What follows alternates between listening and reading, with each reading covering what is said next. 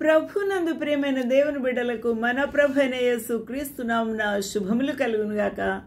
ఈ యొక్క ఉదయకాల సమయమందు దేవుని యొక్క వాక్య ధ్యానము కొరకు పరిశుద్ధ బైబిల్ గ్రంథం నుండి ఇర్మియా 31వ అధ్యాయము 31వ వచనము నుండి కొన్ని వచనాల్ని అనుసంధానము చేయబడినవి ధ్యానం చేసుకుందాము. జీవజల ఊటలు by doctor Swapna online ministries నుంచి వెలువడుతున్న ఈ యొక్క వాక్య ధ్యానము మన జీవితములకు ప్రభు ఆశీర్వాదకరంగా ఉంచునుగాక. ఆమేన్. ప్రభునందు ప్రియమైన వాళ్ళరా, ఇర్మియా భక్తుడు ఈ యొక్క వాక్య భాగములను మనకు ప్రత్యక్షపరచుచూ ఉన్నాడు. పరిశుద్ధాత్మ దేవుని యొక్క ప్రేరేపణ ద్వారా ఈ యొక్క లేఖనాలు లిఖించబడి ఉన్నాయి. అందువలన ఈ యొక్క ఇర్మియా భక్తుడు, ఇదిగో నేను ఇశ్రాయేలు వారితోనూ యూదా వారితోనూ క్రొత్త నిబంధన చేయు దినములు వచ్చుచున్నాయి అని ప్రభు ఆ దినాల్లో ఇర్మియాకు ప్రత్యక్షపరిచి ఉన్నాడు. ఇదిగో అంటే వెనువెంటనే అనగా ఈ మాట చెప్పిన తోడనే అనగా త్వరలోనే అని అర్థం ఇచ్చుచూ ఉన్నది. ఇదిగో అంటే వెనువెంటనే అని అనగా యేసుక్రీస్తు ప్రభువు జన్మించక మునిపే ఈ ప్రత్యక్షత ఇర్మియాకు కలిగింది.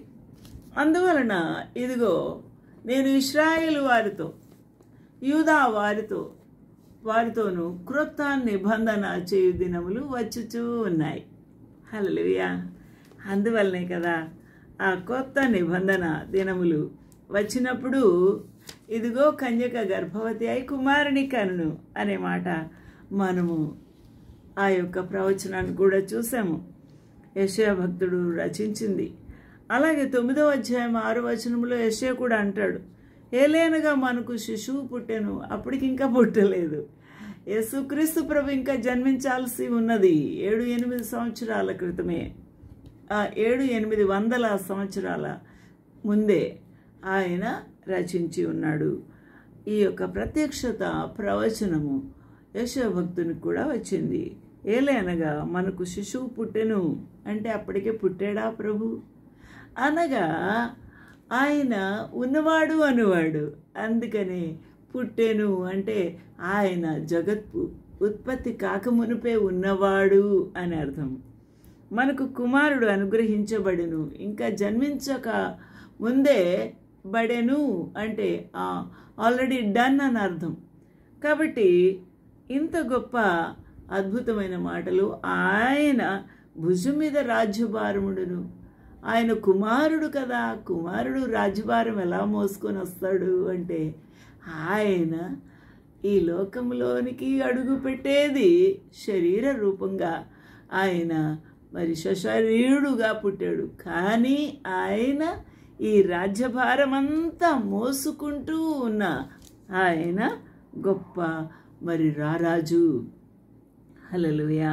ఆశ్చర్యకరుడు, ఆలోచనకర్త, బలవంతుడైన దేవుడు, నిత్యుడగు తండ్రి. బలవంతుడైన దేవుడు అని పేరు యేసుక్రీస్తు ప్రభువుకు, మరియు నిత్యుడగు తండ్రి అని పేరు. అంటే ఇప్పుడు ఏమీ అర్థమిస్తుంది? బలవంతుడైన దేవుడు ఎవరో, నిత్యుడగు తండ్రి కూడా ఆయనే ఆశ్చర్యకరుడు, ఆయనే ఆలోచనకర్త, ఆయనే కుమారుడు, ఆయన భుజం మీదే రాజ్యభారముడును, ఆయన కుమారుడుగా ఉదయించ ఉన్నాడు, ఆయన రక్తమాంసములలో పాలివాడుగా రాబోతూ ఉన్నాడు. ఆయన సమాధానకర్త, మధ్యవర్తి, పాపులకును తండ్రి అయిన దేవునికి. హల్లెలూయా.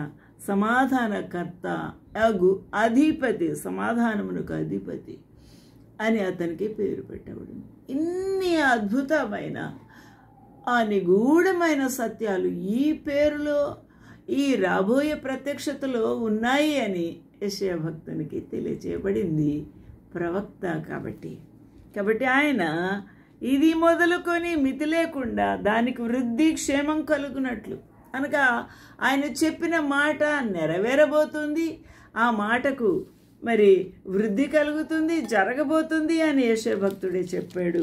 హల్లెలూయా. కాబట్టి సర్వకాలము దావీదు సింహాసనమును రాజ్యమును నియమించును. సర్వకాలము దావీదు నివసిస్తాడా, లేకపోతే జీవిస్తాడా? సర్వకాలము రాజ్య పరిపాలన చేస్తాడా? సింహాసన అధిపతిగా ఉంటాడా? కాదు కదా. ఆయన ఆయుష్ కొద్ది కాలం వరకే, కుదించబడిన కాలం వరకే ఆయన జీవిస్తాడు. తర్వాత ఆయన ఈ లోకము నుండి మరి సెలవు తీసుకోవాల్సిందే ప్రభు పిలుపును బట్టి. అలాగే జరిగింది కదా. అయితే ఇక్కడేమని వ్రాస్తున్నాడు? సర్వకాలము, సర్వకాలము, సర్వకాలము సింహాసన ఆసీనుడై ఏలబోవాడు ఎవరండి? సర్వకాలము జీవించువాడు. హల్లెలూయా. సర్వకాలము దావీదు సింహాసనమును రాజ్యమును నియమించెను. దావీదు యొక్క సింహాసనమును రాజ్యమును నియమించును. హల్లెలూయా. అనగా దావీదు యొక్క సింహాసనము నాకు అంతము లేదు, ఎండ్ లేదు అని అర్థము. కాబట్టి ఆయన సర్వకాలము పరిపాలన మనకు కనబడకుండా చేస్తూనే ఉన్నాడు. ఆయన రాజ్యము పరిపాలన చేస్తూ ఉన్న దేవుడు. హల్లెలూయా. అంత గొప్ప దేవుడు అండి, ఇంత గొప్ప దేవుడు. కాబట్టి ఆయనకు ఎలాంటిదండి? నీతి వలనను ఆయన న్యాయం వలనను రాజ్యము స్థిరపరచుటకు. ఆయనకు ఎలాంటిదండి? నీతి వలనను న్యాయం వలనను ఆయన రాజ్యము చేయును, పరిపాలన కూడా చేయును. కాబట్టి ఈ మాటను బట్టి మనం అర్థం చేసుకోవాల్సిన విషయం ఏమనగా, నీతి న్యాయములు ఆయన సింహాసనమునకు ఆధారాలు. హల్లెలూయా. స్తుతి సింహాసనాసీనుడా యేసు రాజా దివ్య తేజ, అద్వితీయుడవు పరిశుద్ధుడవు అతి సుందరుడవు నీవే ప్రభు. నీతి న్యాయములుని సింహాసనాధారం, నీతి న్యాయములుని సింహాసనాధారం. ఎంత బాగుందండి. నీతి న్యాయములు నీ సింహాసనాధారం. హల్లెలూయా. ఇంత గొప్ప దేవునికి నీతి న్యాయములే ఆధారంగా ఆయన పరిపాలన చేస్తూ ఉన్నాడు. అతడు సింహాసనాసీనుడై రాజ్య పాలన చేయును. సైన్యములకు అధిపతి యెహోవా ఆసక్తి కలిగి దీనిని నెరవేర్చును. హల్లెలూయా. తండ్రి అయిన దేవుడు యెహోవా దేవుడు, దీనిని ఆయన నెరవేర్చే దేవుడు. కాబట్టి ఇక్కడ మనం అర్థం చేసుకోవాల్సిన చాలా ప్రాముఖ్యమైన విషయం ఏమనగా, ఇదిగో అని ఇర్మియాతో చెప్తున్నాడు మరొకసారి, నేను ఇశ్రాయేలు వారితోనూ యూదా వారితోనూ కొత్త నిబంధన చేయు దినములు వచ్చుచూ ఉన్నాయి. అంటే ఏంటి? ఇక్కడ యేసుక్రీస్తు ప్రభు జన్మించబోతూ ఉన్నారు. యేసుక్రీస్తు ప్రభు ఈ విధంగా ఆయన తన యొక్క సింహాసనాన్ని స్థాపించబోతున్నాడు. ఆయన ఇలాంటి రాజ్య పరిపాలన చేయబోతున్నాడు. ఇంత భుజభారం వేసుకొని ఆయన వస్తూ ఉన్నాడు. ఆయన మరి తండ్రికి పిల్లలకు ఉన్న విరోధాన్ని, రండి మన వివాదం తీర్చుకుందాం అని ఆ విరోధాన్ని బాగు చేయడానికి ఆ ప్రభు రాబోతున్నాడు. అదండి అంత గొప్ప సత్యం. కాబట్టి యూదా వారితోనూ ఇశ్రాయేలు వారితోనూ క్రొత్త నిబంధన చేయు దినములు. క్రొత్త నిబంధన ఎలా సాధ్యమవుతుంది? యేసుక్రీస్తు ప్రభు జన్మతోనే సాధ్యమవుతుంది. యేసుక్రీస్తు ప్రభు యొక్క జన్మతోనే ఈ క్రొత్త నిబంధన దినములు వచ్చుచూ ఉన్నాయి. ఆయనే ఈ క్రొత్త నిబంధనకు పునాది. ఆయనే మరి ఈ నిబంధన చేయబోతూ ఉన్నాడు. Behold, the days come, said the Lord, that I will make a new covenant with the house of Israel and with the house of Judah. Hallelujah. దేవునికి మహిమ కలుగును గాక. 31 ఇర్మియా గ్రంథం 32 వచనములు, అది ఐగుప్తులో నుండి వారిని రప్పించుటకై నేను వారిని చెయ్యి పట్టుకొనిన దినమున వారి పితరులతో నేను చేసిన నిబంధన వంటిది కాదు. ఐగుప్తీయులతో ప్రభువు చేసిన నిబంధన అలాంటిది నిబంధన కాదట. నేను వారి పెనిమిటి నైనను వారు ఆ నిబంధనను భంగము చేసుకొనిరి. ఆయన పెనిమిటి అనగా భర్త, భరించువాడుగా నేను బానిసత్వము నుంచి గెద్ద రెక్కల మీద మోసుకొని వచ్చినట్టు నేను మోసుకొని వచ్చినప్పటికీ కూడా, వారి భారమును నేను భరించినప్పటికీ కూడా వారు ఆ నిబంధనను భంగము చేశారు. ఇదే యెహోవాకు ఆయన భారము, వేదన. Not according to the covenant that I made with their fathers in the day that I took them by the hand to bring them out of the land of Egypt, which my covenant they break, although I was an husband unto them, said the Lord. యెహోవా దేవుడు ఏమని చెప్తున్నాడు? నేను భారం భరించువాడుగా వారి పక్షంగా ఉండి వారిని గెద్ద రెక్కల మీద మోసుకొని వచ్చినట్టు వారిని మోసుకొని వచ్చినప్పటికీ కూడా నా నిబంధనను వారు భంగము చేశారు. అయితే ఈ దినములైన తర్వాత, భంగము చేసిన దినములు అయిపోయిన తర్వాత, నేను ఇశ్రాయేలు వారితోనూ యూదా వారితోనూ చేయబో నిబంధన ఇదే. వారి మనస్సులో ధర్మవిధిని ఉంచేదాను. వారి మనస్సులో ధర్మవిధిని నేను ఉంచదను. వారి హృదయము మీద దాన్ని వ్రాసిదను. యెహోవా వాక్కిదే. హల్లెలూయా. But this shall be the covenant that I will make with the house of Israel after those days, said the Lord. I will put my law in their inward parts. Inward parts అంటే అంతరంగములు, హృదయములు. ఆయన తన యొక్క చేవ్రాత వ్రాస్తాడట. And write it in their hearts, and will be their God, and they shall be my people. నా ప్రజలు అని, నేను వారి దేవుడను అని నేను వ్రాస్తాను అంటున్నాడు. అందుకని కొరింథీయులకు వ్రాసిన పత్రికలు మనం జ్ఞాపకం చేసుకున్నాము. 6, 18, 16, 17, 18. నేను వారి దేవుడనై ఉందును, వారు నా ప్రజలై ఉందురు, నేను వారిలో నివసించి సంచరిస్తాను అన్నాడు. నేను వారికి దేవుడనై ఉందును, వారు నాకు జనులగుదురు. వారు మరి ఎన్నడును యెహోవాను గూర్చి బోధనందుదము అని తమ పొరుగు వారికి కానీ తమ సహోదరులకు కానీ ఉపదేశము చెయ్యరు.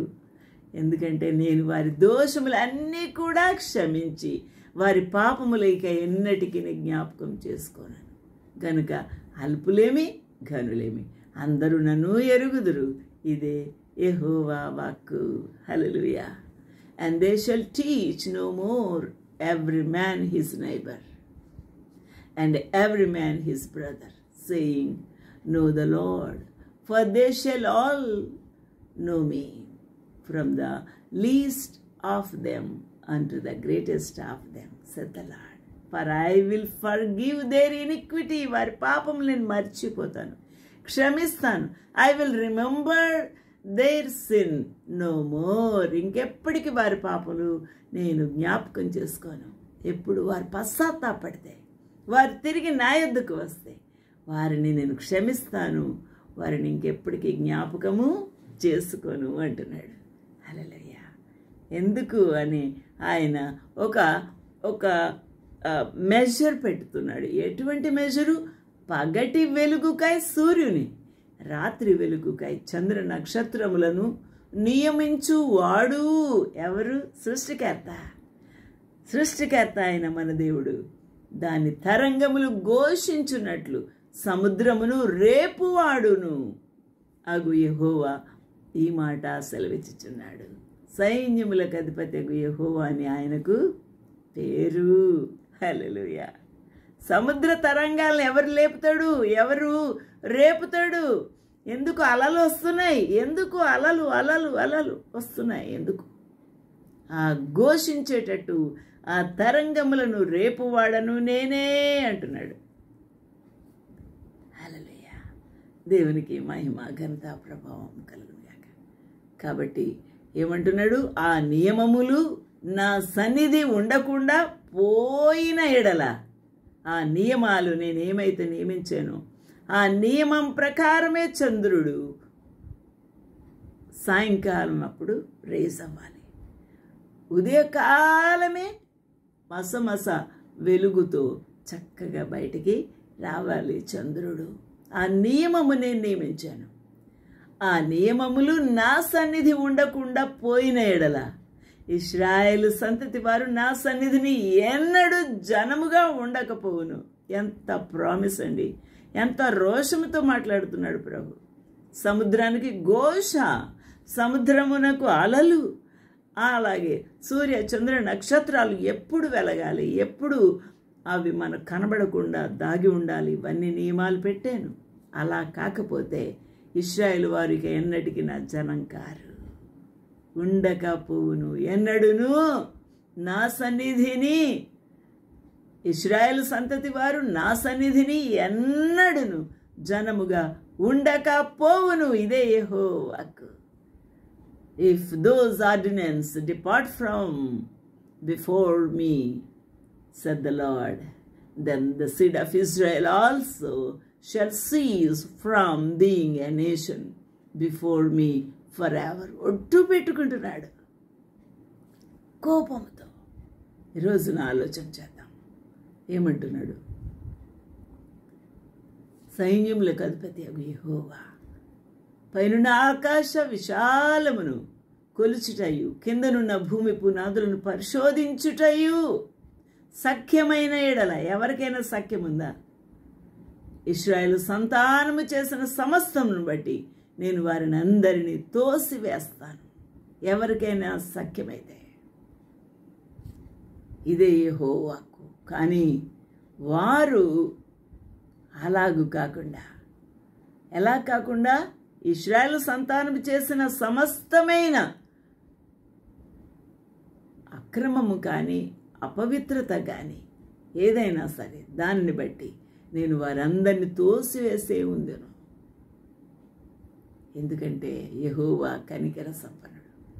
యెహోవా సెలవిచ్చినదేమనుగా, పైనున్న ఆకాశ వైశాల్యమును కొలుచుటయు, కిందనున్న భూమి పునాదులను పరిశోధించుటయు ఎవరికైనా సఖ్యమా? సఖ్యమైన ఎడల ఇశ్రాయేలు సంతానము చేసిన సమస్తమును బట్టి నేను వారిని ఇప్పటికే తోసివేసే ఉందును, తోసివేతును. ఆలోచన చేద్దాం. కానీ యెహోవా దేవుడు అలాంటి వాడు కాదు. కనికర సంపన్నుడు. మానవుని జ్ఞానమునకు శక్తికి ఆ కొలతలు కొలుచుటకు వాడికి చేత కాదు. అందువలన ఈ రోజున ప్రభు ఏమని ప్రశ్నిస్తున్నాడు? మానవులకు యెహోవా ప్రభువా సైన్యములకు అధిపతి యెహోవాను పేరు వహించువాడా, శూరుడా, మహాదేవ, నీ అధిక బలము చేతను, చాచిన బాహు చేతను భూమి ఆకాశములను సృజించితివి. నీకు అసాధ్యమైనది ఏదీ లేదు. హల్లెలూయా. అందువలన సర్వకాలము ఆయన దావీదు సింహాసనమును రాజ్యముగా నియమించును. న్యాయం వలనను నీతి వలనను రాజ్యమును స్థిరపరచును. యెషయా గ్రంథము 9, 6వ వచనం, 7వ వచనం, 8వ వచనం. న్యాయం వలన నీతి వలనను ఆ ప్రభు రాజ్యము స్థిరపరుస్తాడు. రాజ్యము ఆయన చేతిలో ఉంది. న్యాయము ఆయనకు పునాది, నీతి ఆయనకు పునాది. హల్లెలూయా. నీతి న్యాయములు ఆయన సింహాసనమునకు ఆధారములు. హల్లెలూయా. అతడు సింహాసనాసీనుడై రాజ్య పరిపాలన చేయును. హల్లెలూయా. దేవునికి మహిమ, ఘనత, ప్రభావం కలుగునుగాక. కాబట్టి ఇట్టి దేవుడు మనకు ఒక బలవంతుడు అయి ఉన్నాడు, శక్తి గలవాడు అయి ఉన్నాడు, ఆలోచనకర్తగా ఉన్నాడు, ఆశ్చర్యకరుడుగా ఉన్నాడు. హల్లెలూయా. ఆయనే సమాధానకర్త అగు అధిపతి అని అతనికి పేరు పెట్టబడు. కాబట్టి ఈ యొక్క అద్భుతమైన పేరులో ఉన్న నిగూఢమైన సత్యమంతా కూడా యేసుక్రీస్తు ప్రభు యొక్క జననములో ఆయనలో ఇమిడి ఉన్నది. ఆయనలోనే ఈ ప్రభు నాకు ఏదైనా అసాధ్యమైనది ఉన్నదా? నీకు అసాధ్యమైనది ఏదీ లేదు. యిర్మీయా మొర్ర పెట్టుకుంటున్నాడు. శూరుడా, మహాదేవా, నీ అధిక బలము చేతను, చాచిన నీ బాహు చేతను భూమి ఆకాశములను సృజించేవు. నీకు అసాధ్యమైనది ఏదియూ లేదు. యెహోవాను పేరు వహించువాడా, సైన్యములకు అధిపతి యగు దేవా. ఇక్కడ ఎవరండి? సమాధానకర్త అగు అధిపతి అని అతనికి పేరు పెట్టబడును. ఎవరిది ఈ పేరు? శిశువుకు. ఎవరు ఆ శిశువు? యేసు క్రీస్తు ప్రభు అనే శిశువు. హల్లెలూయా. ఇదిగో కన్యక గర్భవతి అయి కుమారుని కనును అనే పేరు కలిగిన ఆ యొక్క నామము. హల్లెలూయా. దేవునికి మహిమ కలుగునుగాక. ఇంత వివరంగా, ఇంత సత్యముతో కూడిన ఈ యొక్క ఏకత్వము, యెషమొద్దు నుండి చిగురు పుట్టును. చిగురెవరు? యేసుక్రీస్తు ప్రభు. హల్లెలూయా. ఆయన దాని వేరుల అంకురము ఎదిగి ఫలించును. యెహోవా ఆత్మ జ్ఞాన వివేకములకు ఆధారమగు ఆత్మ, ఆలోచన బలములకు ఆధారమగు ఆత్మ, తెలివిని యెహోవా ఎడల భయభక్తులను పుట్టించు ఆత్మ అతని మీదికి వచ్చును. యేసుక్రీస్తు ప్రభు. యెషయా గ్రంథం 11వ అధ్యాయం చూస్తున్నాం. యేసుక్రీస్తు ప్రభు బాప్తిసం తీసుకున్నప్పుడు ఇదిగో నా ప్రియకుమారుడు, ఇతని యందు నేను ఆనందించుచున్నాను అనే ఒక శబ్దము ఒక పావుర రూపములో ఆయన తల మీదికి వచ్చి ఉన్నాడు. హల్లెలూయా. యెహోవా ఆత్మ జ్ఞాన వివేకములకు ఆధారమగు ఆత్మ, ఆలోచన బలములకు ఆధారమగు ఆత్మ, తెలివిని యెహోవా ఎడల భయభక్తులు పుట్టించు ఆత్మ అతని మీదికి వచ్చును. హల్లెలూయా. హల్లెలూయా. ఆత్మ అయి ఉన్న దేవుడు. దేవునికి మహిమ కలుగునుగాక.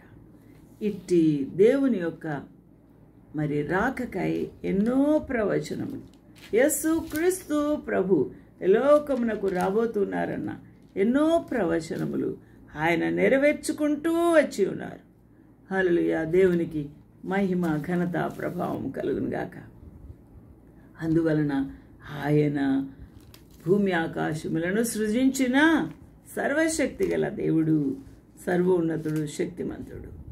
ఆయనకు అసాధ్యమైనది ఏమీ లేదు. హల్లెలూయా.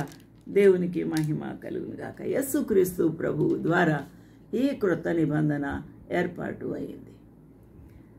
మరొక మాట మనము చూస్తే, హల్లెలూయా, ఇక్కడ హెబ్రీలకు రాసిన పత్రిక 13:20లో గొర్రెల గొప్ప కాపరి అయిన యేసు అను మన ప్రభువు నిత్యమైన నిబంధన సంబంధమగు రక్తమును బట్టి మృతుల్లో నుండి లేపిన సమాధానకర్తయగు దేవుడు యేసు క్రీస్తు ద్వారా తన దృష్టికి అనుకూలమైన దానిని మనలో జరిగించుచు ప్రతి మంచి విషయములోను తన చిత్త ప్రకారం చేయుటకు మిమ్మును సిద్ధపరచును గాక. యేసు క్రీస్తుకు యుగ యుగములకు మహిమ కలుగునుగాక. హల్లెలూయా. దేవునికి మహిమ కలుగునుగాక. యేసు క్రీస్తు ప్రభువుకు యుగ యుగములు మహిమ కలుగునుగాక. ఇక్కడ ఎంత అద్భుతమైన ఆయన యొక్క ప్రెజెన్స్ మనకు వచ్చింది. ఆయన యొక్క ప్రెజెన్స్ను ఈ భూమి అనుభవించింది. సర్వలోకమునకు ఆ ప్రభు ప్రసాదించి ఉన్నాడు. అందువలన యేసుక్రీస్తు ప్రభు ఎలాగా వచ్చి ఉన్నాడు ఈ లోకమునకు? లూకా సువార్తను మనం చూస్తే మనకు అర్థమవుతుంది. ఆలోచన చేద్దాం. దేవుని యొక్క వాక్యము సర్వసత్యము. హల్లెలూయా. దేవునికి మహిమ కలుగునుగాక. ఇక్కడ జకర్యా ప్రవచనము చెప్తున్నాడు. ఏమని చెప్పాడు? మన శత్రువుల నుండి మనలను ద్వేషించు వారి చేతి నుండి తప్పించి రక్షణ కలగచేశాను. ఎప్పుడండి? ఇంకా పుట్టలేదు. జకర్యాకు ప్రత్యక్షమైన వాక్కు. యేసుక్రీస్తు ప్రభు ఇంకా జన్మించలేదు. యోహానే ఇంకా పుట్టలేదు. ముందే ప్రవచించి ఉన్నాడు జకర్యా. హల్లెలూయా. దేవునికి మహిమ ఘనత ప్రభావం కలుగునుగాక. ఆయన ఎలాంటి వాడట? మన శత్రువుల చేతుల్లో నుండి విడిపింపబడి మన జీవిత కాలమంతయు నిర్భయులమై ఆయన సన్నిధిని పరిశుద్ధులముగాను నీతిగాను ఆయనను సేవింపను అనుగ్రహించుటకు ఈ రక్షణ కలుగజేసి ఉన్నాడు. ఇది నిబంధన. ఈ రక్షణ ఎందుకు? శత్రువుల భయము నుండి వాడి చేతిలో నుంచి విడిపించుటకు. హల్లెలూయా. నిర్భయముగా మనము జీవించుటకు, ఆయన సన్నిధిలో నిర్భయముగా మనము సంతోషించుటకు, ఆ మహామహిమలో మనం పాలు పొందుటకు ఆ ప్రభు మనల్ని ఏం చేశాడు? పరిశుద్ధముగాను నీతిగాను ఆయనను సేవింపను. ఇప్పుడు ఎలా ఉన్నాం? అపవిత్రులంగా ఉన్నాం, నిర్లక్ష్యంగా ఉన్నాం, మనము చేతగాని వారిగా ఉన్నాం. మనం ఇష్టానుసారంగా మనం మోస్ట్ ఫ్లెక్సిబుల్గా మనం ప్రభుని సేవించుచూ ఉన్నాం. ఇష్టమైతే వెళ్తాము, లేకపోతే లేదు. ఒకరోజు మాంతం, మరొక రోజు మానం. ఒకరోజు దేవుని స్తుతిస్తాం భయభక్తితో, మరొకసారి పూజించము. ఇది మన మానవ నైజము. కానీ ఆ దినాల్లో ప్రభు ఏం చేస్తాడట? నిర్భయులమై ఆయన సన్నిధిని పరిశుద్ధముగాను నీతిగాను ఆయనను సేవిస్తామంట. ఆ విధంగా సేవింపను అనుగ్రహించుటకు, అటువంటి యాజకత్వం చేయుటకు, అటువంటి ఆయన రాజులుగా నీతి న్యాయములను అనుసరించుచు పరిపాలించువారుగా, పరిశుద్ధంగాను నీతిగాను ప్రభువుని సర్వ సృష్టికర్తను పూజించు యాజకులుగా ప్రభు అనుగ్రహించుటకు, మనల్ని సిద్ధం చేయుటకు ఈ రక్షణ కలుగా చేసెను. హల్లెలూయా. దేవునికి మహిమ కలుగును గాక. లూకా సువార్త చూస్తున్నాము. లూకా సువార్తలో ఉన్నది ఈ యొక్క అద్భుతమైన ప్రవచనము. జకరియా చెప్తూ ఉన్నాడు 76వ వచనములో. హల్లెలూయా. తన ప్రజలకు రక్షణ జ్ఞానము ఆయన అనుగ్రహించున్నట్లు ప్రభు మన దేవుని మహావాత్సల్యమును బట్టి వారి పాపములను క్షమించుట వలన. ఎందుకు యేసుక్రీస్తు ప్రభు ఈ నిబంధన చేశాడండి? ఆయన తన వాత్సల్యమును చూపించుటకు, తండ్రి వాత్సల్యమును రుజువు చేయుటకు, వారి పాపములను క్షమించుటకు. అలా క్షమించుట వలన తన ప్రజలకు రక్షణ అనే జ్ఞానము అనుగ్రహించున్నట్లు ఆ ప్రభువును ప్రసాదించి ఉన్నారు. అయితే ఆయన యొక్క రాకను గురించి మార్గము సరళం చేయుటకై తన యొక్క కుమారుడైన యోహాను పుట్టబోతూ ఉన్నాడు అనే సంగతి కూడా ప్రభువు ఎంతో అద్భుతమైన ప్రవచనములు కంటిన్యూస్గా ఇచ్చి ఉంటున్నాడు. హల్లెలూయా. దేవునికి మహిమ కలుగును గాక. ఇక్కడ శిశువు ఎదిగి ఆత్మయందు బలము పొంది ఇశ్రాయేలుకు ప్రత్యక్షమగు దినము వరకు అరణ్యములో ఉండెను. ఎవరండి ఇది? యోహాను. యోహాను ముందుగా జన్మించి ఉన్నాడు, కానీ పరిశుద్ధాత్మ శక్తి వలన బలము పొందుకున్నాడు. అందువలన పరిశుద్ధాత్మ దేవుడు బలపరిచి అరణ్యములో కాపాడి భద్రపరిచి ప్రభు యొక్క మార్గములను సరళము చేయుటకై ఆయనను ముందుగా పంపించి ఉన్నాడు. హల్లెలూయా. దేవునికి మహిమ కలుగునుగాక. అందువలన యేసుక్రీస్తు ప్రభు యొక్క నిబంధనకు ముందు గాబ్రియేలు దూత మరియకు వర్తమానం కూడా పంపించి ఉన్నాడు. ఈ మరియా ఆ యొక్క యోసేపుకు ప్రధానము చేయబడిన కన్యక. హల్లెలూయా. 1వ అధ్యాయము లూకా సువార్త 27. దావీదు వంశస్థుడైన యోసేపు అను ఒక పురుషునికి ప్రధానము చేయబడిన కన్యక యొద్దకు దేవుని చేత గాబ్రియేలు దూత పంపబడెను. గలిలయలోని నజరేతు అను ఊరిలో ఉన్నది మరియా. అక్కడికి పంపబడ్డాడు. ఆ కన్యక పేరు మరియా. ఆమెమని చెప్పింది?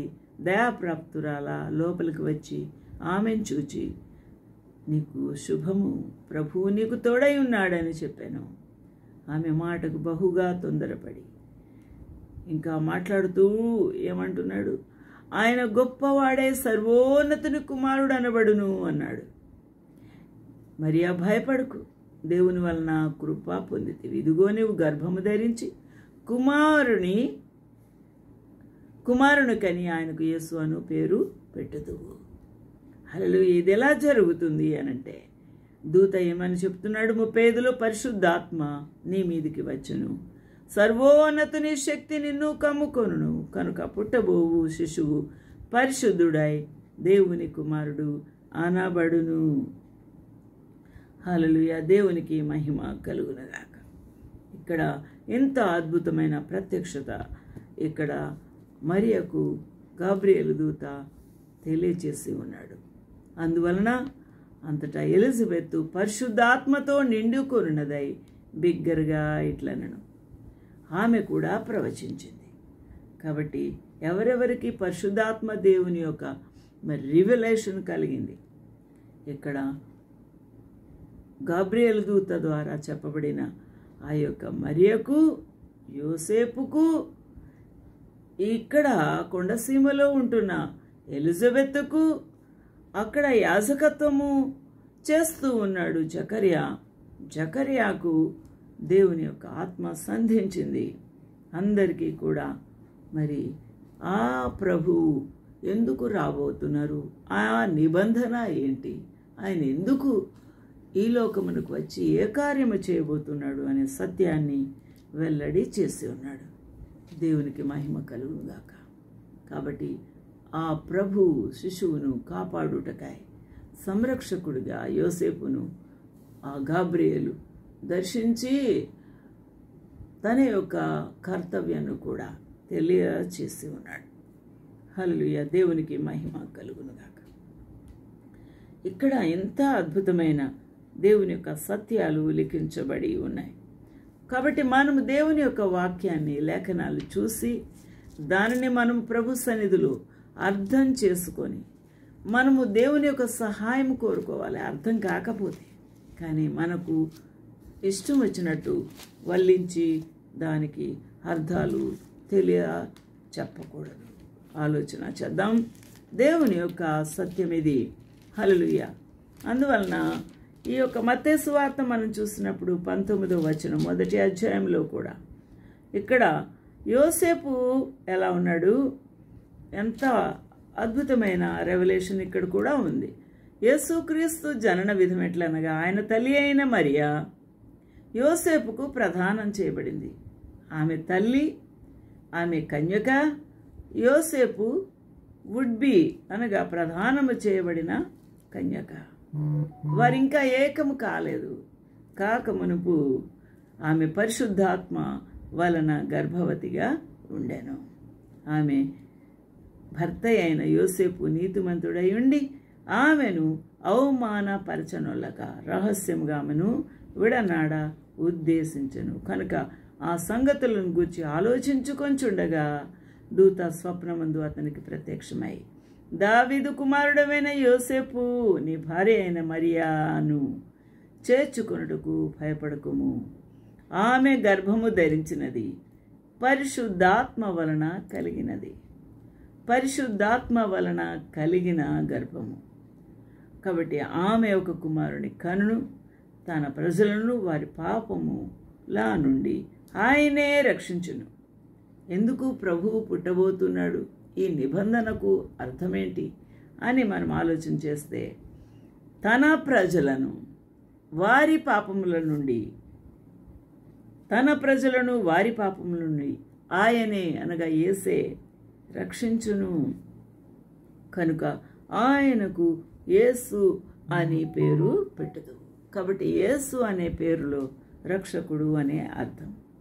అందువలన మనకు యెషయా గ్రంథంలో వ్రాయబడినట్టు, ఇదిగో కన్యక గర్భవతి అయి కుమారుని కనును. యెషయా 7:14. ఇదిగో కన్యక గర్భవతి అయి కుమారుని కనును, ఆయనకు ఇమ్మానుయేలు అనే పేరు పెట్టుదురు అని ప్రభు తన ప్రవక్త ద్వారా పలికిన మాట నెరవేరునట్లు ఇదంతయు జరిగెను. హల్లెలూయా. ఇక్కడ ఎవరు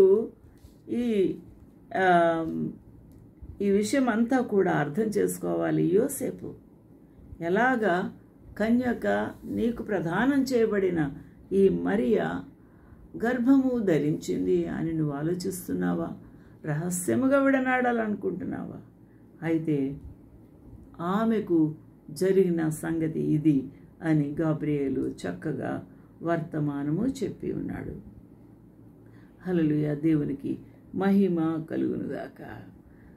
20వ వచనంలో మనకు క్లియర్గా ఉంది, అతడు ఈ సంగతులను గూర్చి ఆలోచించుకొనిచుండగా ప్రభువు దూత, గాబ్రియేలు దూత స్వప్నమందు, గాబ్రియేలు దూత ఏం చేసిందండి? 33 చూసినప్పుడు అక్కడ 2:13లో మనకి ఎవరు కనబడ్డారు? గాబ్రియేలు దూత మరియతో మాట్లాడింది.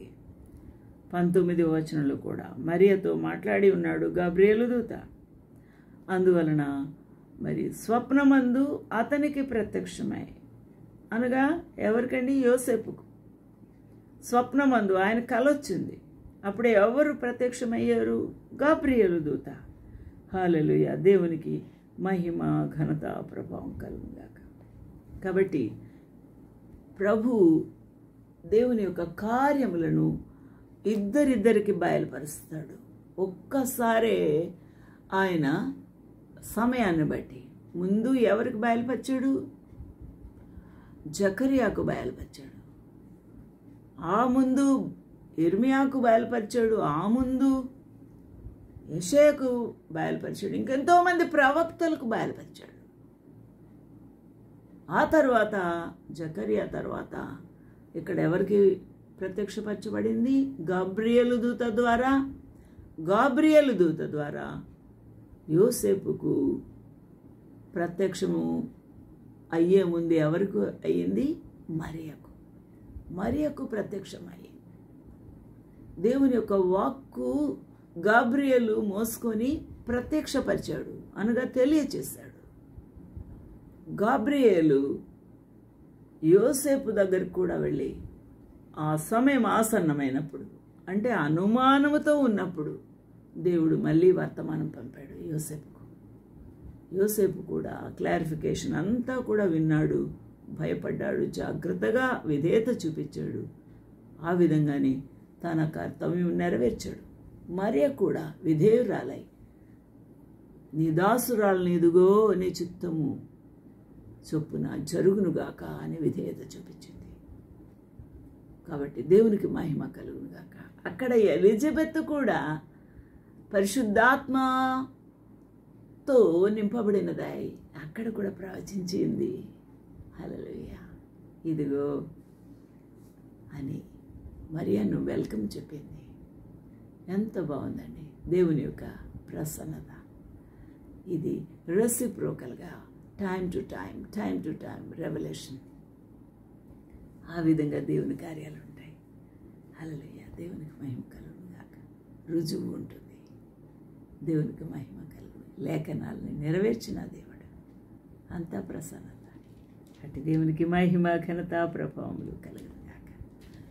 క్రొత్త నిబంధన, నిత్య నిబంధన. హల్లెలూయా, దేవునికి మహిమ కలుగు.